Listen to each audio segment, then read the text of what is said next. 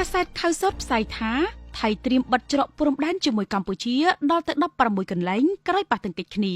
រាជរដ្ឋាភិបាលថៃកំពុងរៀបចំប្រកាសបិទច្រកព្រំដែនកម្ពុជាថៃចំនួន6ជាច្រកអចិន្ត្រៃយ៍និងប៉ុស្តិ៍ត្រួតពិនិត្យបណ្ដោះអាសន្នចំនួន10ផ្សេងទៀតបន្ទាប់ពីការប៉ះទង្គិចគ្នាតាមព្រំដែនបណ្ដាលឲ្យទាហានខ្មែរម្នាក់បាត់បង់ជីវិតនេះបើតាមការចុះផ្សាយរបស់កាសែតថៃខៅសុនកាសែតខៅសុនបានចុះផ្សាយដោយផ្អែកតាមរបាយការណ៍ពីភ្នាក់ងារសន្តិសុខថាបន្ទាប់ពីការប៉ះទង្គិចគ្នារវាងទាហានថៃនិងទាហានកម្ពុជានៅច្រកមុំ3ឬឆោងបកក្នុងខេត្តព្រះវិហារខាងកម្ពុជានិងខេត្តឧបលរាជធានីខាងថៃកាលពីព្រឹកថ្ងៃទី28ឧសភាចលនាដ៏ខ្លាំងក្លាបានលេចឡើងនៅលើបណ្ដាញសង្គមកម្ពុជាដើម្បីធ្វើពហិការមិនប្រើផលិតផលថៃទាំងអស់ជាការសងសឹងភ្នាក់ងារសន្តិសុខថៃដែលធានាសុវត្ថិភាពអ្នករស់នៅតាមព្រំដែនដែលធ្វើពាណិជ្ជកម្មជាមួយប្រទេសជិតខាងមានការព្រួយបារម្ភអំពីចំនួនដែលអាចកើតឡើងពីស្ថានភាពនេះកិច្ចប្រជុំបន្ទាន់មួយត្រូវកើតឡើងដើម្បីប្រកាសបិទច្រកព្រំដែនតាមបណ្ដោយព្រំដែនកម្ពុជាថៃរួមមានច្រកព្រំដែនអចិន្ត្រៃយ៍ចំនួន